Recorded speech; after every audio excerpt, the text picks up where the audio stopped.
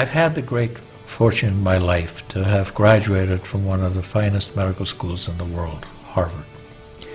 I was trained in the Harvard residency program. I've spent my entire professional career affiliated with that institution. One of the best things, next to being affiliated with this great institution, has been my discovery of Kangen water. Many processes within our bodies produce free radicals. Free radicals are entities that have lost an electron. They are positively charged. They come from the breakdown of foods, from the breakdown of toxins, and they enter our bloodstream. These free radicals are potentially harmful to cells. They will attach themselves, for example, to the lining cell of an artery. And when they do, they will produce an injury. That injury will create a response in the body trying to heal it. Platelets will come from the blood and try to plug that injury. And in the process of making a clot, in the process of then bringing in scavenger cells to repair the damage, the blood vessel is damaged. That's one of the theories of atherogenesis. Antioxidants have become very, very popular because they are electron donors. And when they meet a free radical, that free radical gets what it wants. It gets its electron, and it's neutralized.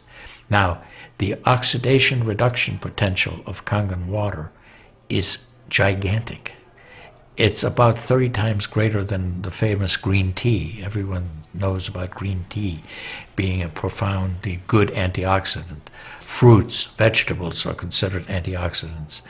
Kangen water at a pH of 9.5 can have a negative, which is an electron donating reduction potential of up to 600 millivolts. It's measured in millivolts. You couldn't eat enough fruits and vegetables to get anywhere near that amount into your system. So it's a very, very beneficial thing to our health. I find that drinking Kangen water is satisfying because it quenches one's thirst.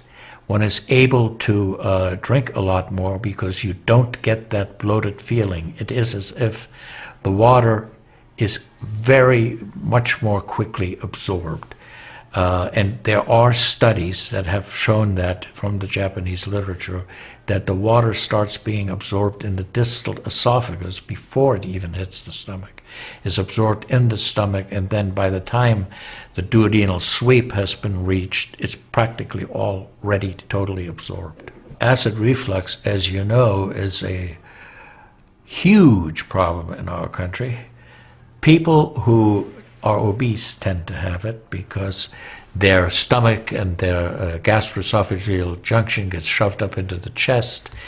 Their lower esophageal sphincter isn't tight, and the esophagus is squamous epithelium. It's a different lining from the stomach, and it doesn't tolerate acid. So when the valve that connects the stomach to the esophagus, that interconnection doesn't function, the acid suddenly starts bathing this lining of the esophagus in acid, and it can't tolerate it. It's painful. People have that terrible sour taste in their back of their throat. The Japanese have done a tremendous amount of work on using ionized water for wound care.